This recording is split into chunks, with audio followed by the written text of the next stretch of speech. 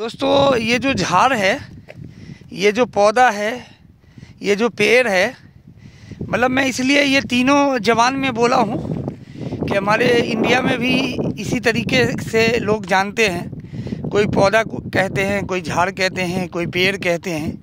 तो इसलिए मैं तीनों लैंग्वेज इस्तेमाल किया हूँ। और कोई प्लांट भी कहते हैं। तो ये जो है, ये झाड़ मैंने देखा यहाँ पे, ये पौधा देखा कि गल्फ़ में हर जगह ये मिलता है। और इसमें सबसे बड़ी दोस्तों बात ये है कि इसको थोड़ा भी पानी की ज़रूरत नहीं पड़ती है। आपकी जहाँ तक नज़र जाएगी ये झाड़ देखिएगा, बहुत बड़ी संख्या में आपको देखने को मिलेगा। ना इसमें बारिश की ज़रूरत है, ना इसमें कोई पानी डालता है, ना कोई इसको लगाया है। ये झाड़ जो है ऑटोमेटिक हो जाता है। ये पूरा पहाड़ी का इलाका है। गल्फ़ में तो मिट्टी कहीं पे आपको मिलेगा नहीं। और जहाँ पे मिट्टी आपको दिखने को मिलेगा वो मिट्टी ये समझ लीजिए कि या तो चाइना से आई हुई है, या तो इंडिया से आई हुई है, या तो कोई और मुल्क से आई हुई है। क्योंकि गल्फ़ में खुद की मिट्टी इन लोगों के पास है नहीं। इन लोगों के पास सोने का पहाड़ है ना, पेट्रोल का जखीरा है। तो इन लोगों के पास दूसरी चीज़ है, लेकिन मिट्टी नहीं है। तो मिट्टी जो है बाहर से आता है। तो खैर, ये जो जितने जंगल आपको दिखाया मैंने, ये दूर तक नज़र जाएगा तो सारा जंगल का पेड़ नज़र आएगा आपको। ये बिल्कुल, इसमें समझिए सालों साल बारिश नहीं होती है। सालों साल, कभी गलती से एक आध टाइम 2 मिनट 4 मिनट के लिए हो गया, साल में कभी एक आध बार तो हो गया।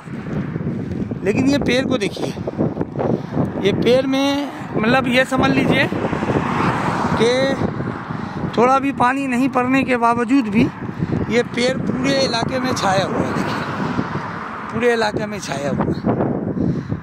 और यहाँ एक बिजली का खंभा से भी एक चीज़ मुझे याद आ गया कि यहाँ बिजली का खंभा मैंने देखा कि यहाँ बिजली का खंभा जो है हम लोगों की तरह नहीं है। नहीं तो ये लोहा का है, नहीं तो इसको पत्थर से यानी कंक्रीट से जमा के बनाया गया है। ये जो है लकड़ी का है।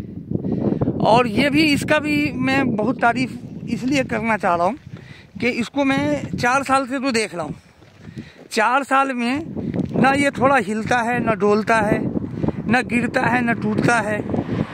तो ये कौन सा लकड़ी है वो भी हमें नहीं मालूम, खैर, लेकिन टिकाऊ है, मजबूत है, बहुत ज़्यादा मजबूत है।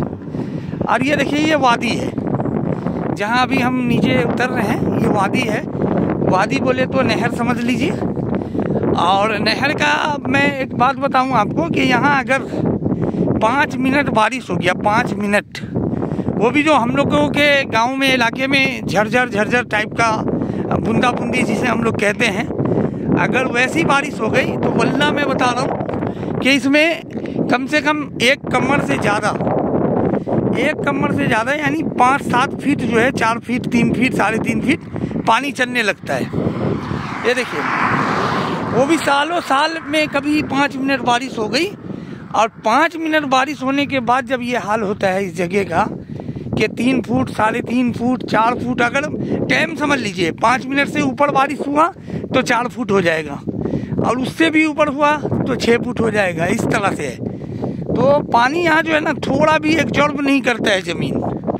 अगर मान के चलिए बारिश हुआ 5 मिनट, तो हम लोग के गांव में अगर बारिश होती है 5 क्या 20 मिनट भी बारिश होगी और अच्छी वाली बारिश होगी, तो वो बारिश का पानी किधर जाएगा किसी को पता भी नहीं चलेगा। अगर कुछ लोग फॉर एग्जांपल सो रहे हैं और वो अगर सो के उठेंगे तो उसको पता नहीं होगा कि बारिश हुई है। लेकिन यकीन जानिए, यहाँ अगर 5 मिनट बारिश हो गई और हल्की बारिश हो गई तो आपको ये पता चल जाएगा कि यहाँ बारिश हुई है।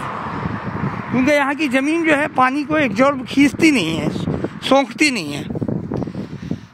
तो दोस्तों, ये हकीकत है गल्फ़ की। बहुत ज़्यादा गर्म होता है और बहुत सारे चीज़ अल्लाह तबारक तआला ने यहाँ इन लोगों को दिया है।